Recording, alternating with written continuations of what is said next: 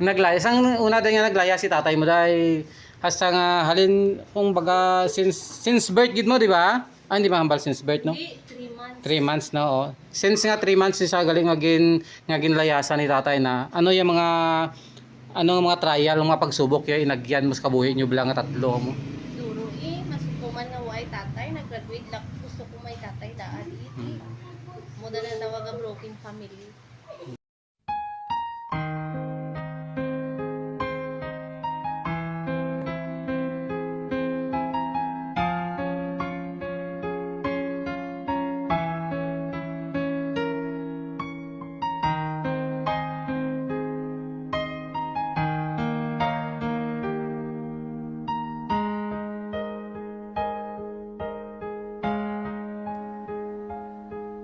Nooy munting batang inaakay, inaalalayan bawat paghapang. Ngayon'y nakatayo sa aking mga paa. Salamat aking nanay, aking Diyan mo gid subong mabatyagan ang tawag nga pagpalangga ka bata.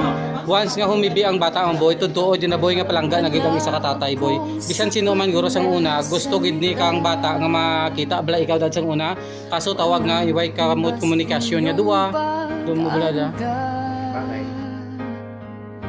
ngayon kayo'y matanda na't nanghina. Ako naman ngayon ang dapat mag-alaga.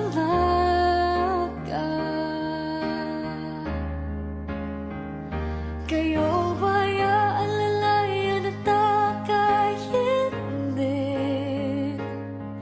Pag lumuluhay, patatahanin. Babantayan kung may sakit. Importante subong nga nakita idol mo. Pag sinday man din. No? Sang una man dai ka pero di mo edad jag nag ano sa tatay mo. Ha? Mga pera edad mo doon? 30. Ha? Pang sang una nga nagkalin si tatay mo? 2 ka tuig?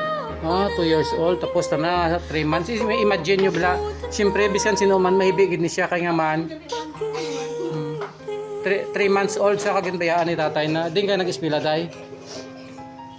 Sa Manila? Oo, sa Sinibaan. Tapos nag-high school sa National. Tapos sa Manila. Nag-high school sa college. Nag-college siya gid. Imagine boy, nag-college siya bata mo boy. Kalit mo boy, ngaway ko boy, alin sa buwan boy.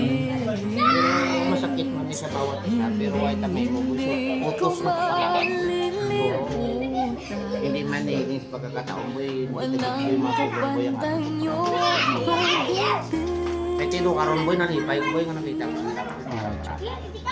Manang mo boy ako, nung sa matuto ko lang. Daw ginalubong ko na dati sa likod mo. Pagkaalam ko boy, why na nagmamahal. Kaya dinaan ko boy sa vlog. Ang tanan. Pare bata ang boy. Handa magpalangga kanimo biska 3 months old nga way ka tatay. Siyempre isang elementary mas manami kita nang may tatay ka di ba dai? Ano nag-working student ka? Ah, working student? Ano nga year ka nag-working student? Eh, grabe ang mga pagsakripisyo na boy. Nagsakripisyo yung bata mo, alin nga na sa high school sa nag-working student hasta mag-college. Once magtawgon yung working student, pulaw bugtaw. Upo dyan mo. Sino? Bata ni Binbin.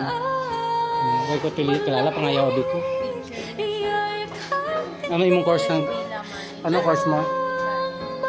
Child and Development. Imagine, may bata kami child and Development. 4 years? 2 years. At least nag-graduate. Nag-graduate. Importante nga natapos mong 2 years, di ba? Ako man boy, una ko lang pa magputol. Nagpasalamat ko boy sa trabaho na pinasok ko bilang isa ka vlogger boy. Kaya kung hindi siguro ako ng vlogger, hindi ko kanya makita. Makita ay Japon yung mo boy. Ay siyempre boy sa talon timo dati boy. Kagway na kamaan kun din timo nga lugar. Kagway kita mo kamaan sa una nga si tatay nyo nag-ulit dayo ay man. Basta nakita lang nila ko boy dahil nagba-vlogger ako boy. Oh, na siyempre, Ay, oh. siguro ako boy nagbablog boy, hindi na ako makita. Manamo sa sulod yung bukat, balay ko boy, hindi ko bisa boy, pa sa ilo. Ako, wala ko no permanent address ako boy. Kag manamo sang una nakapagkabalo ko sa Iloilo ka day no. Sa Ubra, Nag-obra ikaw dati. sa department store sa Robinson. Ah. Anak ka, Micaela nga brand. Tapos, pagtapos ko contract na coordinator, tapos isaylo ko sa office. Nag-office, nag-mall naman. Amo da na gusto. Asa naman nakaw.